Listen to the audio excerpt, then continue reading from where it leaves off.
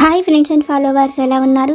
మనమంతా సంతోషంగా ఆరోగ్యంగా ఉండాలని, ఆ శంకు చక్రధరుని చల్లని చూపులు మన అందరిపైన ఉండాలని, మనం చేసే ప్రతి పనిలోనూ ఆ సాయినాథుడి కరుణా కటాక్షాలు, దివ్యానుగ్రహం మనకు ఎల్లప్పుడూ తోడుగా ఉండాలని మీ అందరి తరపున నేను కూడా బాబా గారిని కోరుకుంటున్నాను.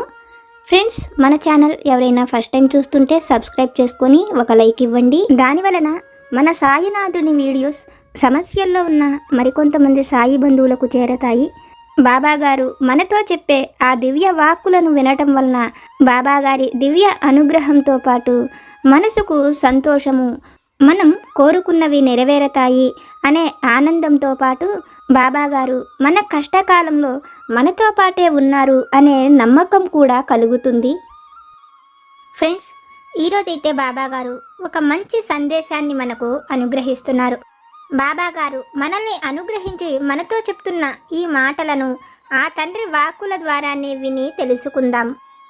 తల్లి, ఇప్పుడు నువ్వు పడుతున్న ఈ కష్టం ఏదైతే ఉన్నదో, నువ్వు పడుతున్న ఆ బాధ ఏదైతే ఉన్నదో, అవి ఏవీ కూడా శాశ్వతం కాదు. ఎందుకంటే తల్లి, కాలం అలా జరుగుతూ ఉంటుంది. అలా జరుగుతున్న కాలంతో పాటే నీ కష్టం కూడా అలా వెళ్ళిపోతుంది. అలా జరుగుతున్న సమయంతో పాటు నువ్వు కోరుకున్న కోరిక ఏదైతే ఉన్నదో, నువ్వు పొందాలి అనుకుంటున్న ఆ అదృష్టం ఏదైతే ఉన్నదో, అది ఇప్పుడు నువ్వు పొందలేకపోతున్నాను అని, ఆ అదృష్టం నీకు దక్కలేదు అని నువ్వు బాధపడుతున్నావు. కానీ తల్లి, ఆ బాధ ఏదైతే ఉన్నదో, ఆ బాధతో పాటే ఈ చెడు కాలమంతా కూడా గడిచిపోతుంది. అయితే తల్లి, ఇక ముందు నువ్వు కోరుకున్నవి పొందేలా, చక్కటి జీవితం నువ్వు పొందేలా అదృష్టకాలం నీ జీవితంలోకి రాబోతున్నది. అందుకనే తల్లి, ఇప్పుడు నీకు కనిపించే ఈ కష్టకాలం శాశ్వతమైనది కాదు. నువ్వు పడుతున్న ఈ బాధ కూడా శాశ్వతం కాదు. నువ్వు కోరుకున్న మంచి రోజులు రాబోతున్నాయి తల్లి. ఇక నువ్వు దేని గురించి ఆలోచన చెందకుండా, ఇక నువ్వు ఏది చెయ్యాలి అని కోరుకుంటున్నావో అవి చేస్తూ సంతోషంగా ముందుకు వెళ్ళు. ఇక నువ్వు కోరుకుంటున్నవన్నీ కూడా నీ జీవితంలో, అలా నువ్వు కోరుకున్నవన్నీ పొందేలా నీ ముందు ఉన్న ఈ 2 చీట్లలో నుంచి ఒకటి ఎంచుకో. నువ్వు కోరుకున్నది ఏదైనా అది శాశ్వతంగా నీతో ఉండేట్లు నీ మనసుకు నచ్చే శుభవార్తనే నువ్వు వింటావు. బిడ్డ, నమ్మకంతో అడుగు, నేనే వాటిని నీకు అనుగ్రహిస్తాను. ఇక నీ కోరికలన్నీ తీరి నీ జీవితం అనేది సంతోషంగా ఉండే సమయం అనేది చాలా దగ్గరలోనే ఉన్నది. ఇప్పుడు నీకు కలిగిన ఈ కష్టాలు శాశ్వతం కాదన్న విషయాన్ని చాలా జాగ్రత్తగా గుర్తుంచుకో తల్లి అని ఈరోజైతే బాబాగారు చాలా చక్కని సందేశాన్ని మనకు అనుగ్రహిస్తున్నారు. బాబాగారు మనల్ని అనుగ్రహించి మన సమస్యలు తీరేలా బాబాగారిని మనసులో తలుచుకుంటూ, మన సమస్య ఏదైతే ఉందో అది మనం బాబాగారికి విన్నవించుకుంటూ, బాబాగారి ఎదుట ఉన్న ఈ 2 చీట్లలో నుంచి మనం ఏది కోరుకున్నా మన కోరిక నెరవేరేలా ఒక మంచి సందేశాన్ని ఈరోజు బాబాగారు మనతో చెప్తున్నారు. బాబాగారు మనకు చెప్తున్న ఈ మాటలలోని పరమార్థాన్ని, సత్యాన్ని ఒక చక్కని కథ రూపంలో ఆ తండ్రి దివ్య వాక్కుల ద్వారానే విని తెలుసుకుందాం. పూర్వం సింహపురం అనే నగరాన్ని విక్రమతేజుడు అనే మహారాజు పరిపాలిస్తుండేవాడు. విక్రమతేజుడు ఎంతో తెలివైనవాడు, పెద్దల పట్ల గౌరవము, ప్రజల పట్ల మంచి భావన కలిగి ఉన్నవాడు. దాంతో విక్రమతేజుడంటే ఆ రాజ్యంలో ఉండే ప్రతి వాళ్లకు కూడా ఎంతో గౌరవం. ఒకరోజు విక్రమతేజుడు తాను గొప్ప గొప్ప గ్రంథాల గురించి, పురాణాల గురించి తెలుసుకోవాలని కోరుకుంటున్నానని తన మంత్రితోనూ సైన్యాధిపతితోనూ చెప్తాడు. అందుకు వాళ్ళు ఆ దేశపు దక్షిణ అడవులలో ఒక గొప్ప మహాముని ఉన్నాడని, అతని దగ్గరకు వెళితే మహారాజు కోరుకున్నట్లుగా పురాణాల గురించి గొప్ప గొప్ప విషయాలను వాళ్ళు చెప్పగలరని మంత్రి మహారాజుతో చెప్తాడు. మంత్రి మాటలు విన్న విక్రమతేజుడు అతను ఆ ప్రదేశానికి వెళ్లేందుకు కావలసిన ఏర్పాట్లను చేసుకొని దేశానికి దక్షిణ భాగంగా ఉన్న ఆ అడవులకు చేరుకుంటాడు. ఆ అడవులలో మహారాజు ఆ ముని ఎక్కడ ఉన్నాడో తెలుసుకొని ముని దగ్గరకు వెళ్ళి తనకు కావలసిన విషయాలను చెప్తాడు. మహారాజు విక్రముడు చెప్పిన కోరికలు విన్న గౌతముడికి మహారాజులకు ఇటువంటి ఆలోచన కలగటమే అత్యుత్తమమని, ఇటువంటి మహారాజులు ఎక్కడా ఉండి ఉండరని, పురాణాల గురించి అతను తెలుసుకోవాలని కోరుకుంటున్న వాటిని అతని కంటే కూడా అతని గురువైన వృషినాథుడు బాగా చెప్పగలడని, అతని దగ్గరకు వెళితే ఇంకా మరిన్ని విషయాలను తెలుసుకోవచ్చని చెప్తాడు. మహారాజు వృషినాథుడు ఎక్కడ ఉంటాడో గౌతముణ్ణి అడిగి తెలుసుకొని వృషినాథుణ్ణి కలుసుకునేందుకు గౌతముడు చెప్పిన ఆ ప్రదేశాలకు వెళ్ళి అక్కడ ఉండే గుహలలో వెతికి వృషినాథుణ్ణి కనుక్కుంటాడు. వృషినాథుడికి తాను వచ్చిన విషయమేమిటో చెప్పి తనకు పురాణ గ్రంథాల గురించి, ఇతిహాసాల గురించి తెలుసుకోవాలని కోరుకుంటున్నానని, వాటిని తనకు తెలియజేయమని అడుగుతాడు. అయితే మహారాజు విక్రమతేజుడి కోరికలు విన్న వృషినాథుడు, నువ్వు ఈ పురాణ గ్రంథాల గురించి తెలుసుకోవడం చాలా కష్టమని, వాటి కోసం జీవితమంతా కృషి చేసినా కూడా నువ్వు పూర్తిగా వాటి గురించి తెలుసుకోలేవని, తనకు శిష్యుడైన గౌతముడి వలనే అవి అన్నీ కాలేదని, అటువంటిది మహారాజు వయుండి నువ్వు తెలుసుకోవటం కష్టమని, నీకు నీ ప్రజలకు ఉపయోగపడేలా మరే కోరికనైనా కోరుకోమని చెప్తాడు. వృషినాథుడు మాటలు విన్న విక్రమతేజుడికి అతను చెప్పిన ప్రతి మాట నిజమేనని, తన ప్రజలకు ఉపయోగపడేలా మరో ఏ మంచి కోరికనైనా కోరుకోవాలనుకున్న విక్రమతేజుడు తన ప్రజల పట్ల ఎప్పుడూ ఒకే ఆలోచనతో వాళ్లకు మంచి చేసేలాంటి జీవితం తనకు కావాలని కోరుకుంటూ, ఎప్పుడు తను ఆ ప్రజలకు మంచి చెయ్యాలి అంటే తనకు ఆ ఋషి అనుగ్రహం ఉండాలని, తనకు అటువంటి వరాన్ని ఇవ్వమని కోరుకుంటాడు.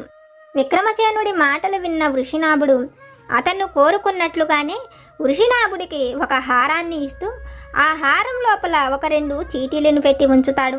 విక్రమసేనుడు జీవితంలో భరించలేనంత బాధ కలిగినప్పుడు తనను పసుపు చీటీని తీసి చూడమని, ఆ చీటీలో ఏదైతే ఉన్నదో దాని ప్రకారంగా చెయ్యమని, అతని కష్టము తీరిపోతుందని చెప్తాడు. ఇంకా 2వ చీటీ తనకు జీవితంలో ఉండే సమస్యలన్నీ తీరిపోయినాయని, ఎప్పుడైనా తనకు మించిన సంతోషం ఎప్పుడైనా కలిగినప్పుడు ఆ 2వ చీటీని తీసి చూడమని చెప్తాడు. మహారాజు వృషినాభుడు చెప్పినట్లుగానే ఆ హారాన్ని తన మెడలో వేసుకొని అక్కడి నుంచి వెళ్ళిపోతాడు. ప్రతిరోజు తనకు ఆ హారాన్ని ఇచ్చిన ఋషిని తలుచుకుంటూ తనకు ఇప్పుడు ఎక్కువ సంతోషం కానీ బాధలు కానీ లేవని, కాబట్టి తను ఆ హారంలోని చీటీలను చూడవలసిన అవసరం లేదని ఎప్పుడూ సంతోషంగానే ఉంటుంటాడు. అయితే కొన్నాళ్లకు సింహపురి రాజ్యానికి పొరుగు రాజ్యమైన రాజుతో అతనికి యుద్ధం వస్తుంది. ఆ యుద్ధంలో సింహపురి రాజు విక్రమతేజుడు త్వరగా ఓడిపోతాడు. తన భార్యని, బిడ్డలని కూడా అతను పోగొట్టుకుంటాడు. తను కోరుకున్న వాటిని, సంపాదించుకున్న వాటిని అన్నిటినీ పోగొట్టుకొని తన ప్రాణాలతో రాజ్యాన్ని విడిచి అడవులలోకి పారిపోతాడు. విక్రమతేజుడు తనకు కలిగిన బాధను తలుచుకుంటూ తన జీవితము అంతా తారుమారు అయిపోయిందని బాధపడుతున్న సమయంలో తన మెడలో ఉన్న హారం కనిపిస్తుంది. అది చూసిన విక్రమతేజుడికి అతను భరించలేనంత బాధలో ఉన్నప్పుడు ఆ చీటీల్లో ఒక చీటీని తీసి ఆ సాధువు చదవమన్న విషయము తనకు గుర్తుకు వచ్చి సాధువు చెప్పినట్లుగా ఆ పసుపు చీటీని బయటకు తీస్తాడు. అందులో ఏదైనా ఒక మంత్రం ఉంటుందేమో, అది చదవటం వలన తను పోగొట్టుకున్న వాటిని తిరిగి పొందగలుగుతానేమో అనుకున్న విక్రమతేజుడు ఆ చీటీని తెరిచి చూసినప్పుడు కాలము ఎప్పుడు ఒక్క రీతిలోనే ఉండదని, కష్టాన్ని చూసి భయపడకూడదని, మనకు ఉన్న ఈ కష్టం ఎప్పుడు శాశ్వతమైనది కాదని, మనం పొందాలి అనుకున్న వాటి కోసం ఎలా అయినా పోరాడాలని అందులో రాసి ఉంటుంది. అది చూసిన విక్రమతేజుడికి ఋషి ఆ రోజున అలా ఎందుకు చెప్పాడో అతనికి అర్థమయ్యి తనకు స్నేహితులైన మరొక పొరుగు దేశపు రాజుల దగ్గరకు వెళ్ళి తనకు కలిగిన కష్టాన్ని వాళ్లతో చెప్పుకుంటాడు. అతనికి రాజ్యం పోయిన విషయము, తన భార్యా బిడ్డలు తన నుంచి దూరమైపోయిన విషయాలను అన్నిటినీ కూడా వాళ్లతో చెప్తాడు. ఆ మాటలు విన్న వాళ్ళందరూ కూడా విక్రమసేనుడికి సహాయం చేస్తామని, అతని రాజ్యాన్ని ఆక్రమించిన ఆ రాజుతో వాళ్ళు కూడా పోరాడి అతని రాజ్యం తిరిగి అతను పొందేలా విక్రమసేనుడికి సహాయం చేస్తామని వాళ్ళ దగ్గర ఉండే సైన్యాలను అతనికి అప్పగిస్తారు. విక్రమసేనుడు తన స్నేహితులైన మిగిలిన 4 రాజులు ఇచ్చిన సైన్యంతో తన రాజ్యాన్ని ఆక్రమించుకున్న ఆ రాజుపైకి దండయాత్రకు వెళతాడు. అతడిని ఆ యుద్ధంలో ఎంతో భయంకరంగా ఓడించి తన రాజ్యాన్ని అతను హస్తగతం చేసుకుంటాడు. అయితే ఆ రాజ్యంలోనే మారు రూపంలో తిరుగుతున్న మహారాణి ఈ విషయాలన్నీ ఆ దేశ ప్రజల ద్వారా తెలుసుకొని భర్త రాజ్యాన్ని పొందాడని అతని దగ్గరకు తేడుకుంటుంది. భార్యా బిడ్డలు తిరిగి తన దగ్గరకు రావడంతో విక్రమసేనుడు కూడా ఎంతో సంతోషిస్తాడు. తాను కోరుకున్న వాటిని అతను పొందానని, అతను పోగొట్టుకున్నవన్నీ తిరిగి పొందేలా తన జీవితం ఎంతో సంతోషంగా ఉన్నదని, దీనంతటికీ ఆ మునే కారణమని సంతోషిస్తున్న మహారాజుకు అతను సంతోషంగా ఉన్నప్పుడు అతడిని చదవమని వృషినాభుడు చెప్పిన ఆ రెండవ చీటీ కూడా మహారాజుకు గుర్తుకు వస్తుంది. ఆ క్షణమే ఆ హారంలో ఉన్న రెండవ చీటీని కూడా తీసి మహారాజు చదువుతాడు. ఆ చీటీలో తనకు ఎప్పుడు కష్టం కలిగినా తనకు తోడుగా అతను ఉంటానని, సమస్యలలో అతడిని ఒంటరిగా విడిచిపెట్టనని, అతను కోరుకున్నది పొందేలా, అతని జీవితంలో ఎప్పుడూ సంతోషం ఉండేలా తనకు తోడుగా ఆ దైవం ఎప్పుడు అతనితోనే ఉంటుందని రాసి ఉంటుంది. అది చదివిన మహారాజుకు తనను ఆ రెండవ చీటీ సంతోషంగా ఉన్నప్పుడు అతను ఎందుకు చదవమన్నాడో మహారాజు విక్రమతేజుడికి అర్థమవుతుంది. ఆ ఋషి చెప్పినట్లుగానే మంచి చేసే వాళ్లకు, మంచి ఆలోచన ఉన్న వాళ్లకు దైవం ఎప్పుడూ తోడు ఉంటుందని, అటువంటి వాళ్లకు ఏ సమస్యలు బాధలు కలిగినా అవి తాత్కాలికమేనని, మన ముందు ఉండే ఈ కష్టాలు బాధలు శాశ్వతం కాదని, అవి అన్నీ కూడా కాలంలో కలిసిపోవలసిందేనని, దైవం మనకు తోడుగా ఉన్నప్పుడు కష్టమైన మనం కోరుకున్న వాటిని పొందగలమని, మన సమస్యలు బాధలు తీరి మనం కోరుకున్న వాటిని పొందగలుగుతామని అది చదివిన మహారాజు విక్రమతేజుడికి అర్థమవుతుంది. తల్లి, ఇది విన్న నీకు నేనేమి చెప్పాలనుకుంటున్నానో అర్థమైంది కదా.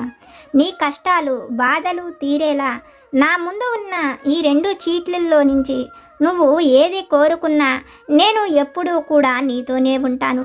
ఇప్పుడు నీకున్న ఈ సమస్యలను బాధలను తొలగించి నువ్వు కోరుకునే ఆనందాన్ని సంతోషాన్ని నీ జీవిత కాలము నీకు నేను వరంగా ప్రసాదించబోతున్నాను. కాబట్టి తల్లి, నీ ముందు ఉండే ఈ సమస్యలను చూసి నువ్వు బాధపడకు. నీ సమస్యలు తీరేందుకు నువ్వు ఏ విధంగా ప్రయత్నించాలో ఆ విధంగా నీ ప్రయత్నాన్ని నువ్వు చెయ్యి. నీ కష్టాన్ని తొలగించుకునేందుకు నువ్వు చేసే ప్రతి పనిలోనూ నీకు సహాయంగా నేను నీతోనే ఉన్నాను అని మన సాయి సమర్థులు ఒక చక్కని సందేశాన్ని మనకు తెలియజేస్తున్నారు. ఫ్రెండ్స్, బాబా గారు మనల్ని అనుగ్రహించి మనతో చెప్పిన ఈ సందేశాన్ని విన్నారు కదా. బాబా గారి వాక్కుల ద్వారా మనం తెలుసుకున్న ఈ విషయాలు కనుక మీకు నచ్చితే లైక్ చేయండి, షేర్ చేయండి. మీకేమైనా సమస్యలు కనుక ఉంటే వాటిని నాకు కామెంట్ సెక్షన్లో పెట్టండి. నేను పూజ చేసుకునేటప్పుడు మనందరి సమస్యలు తీరాలని, మన అందరి కోరికలు నెరవేరాలని మీ అందరి తరపున నేను కూడా బాబా గారిని కోరుకుంటాను. నాకు తెలిసిన పరిష్కారాలను కూడా చెప్తాను. జై సమర్థ సద్గురు సాయినాథ్ మహారాజ్ కీ జై.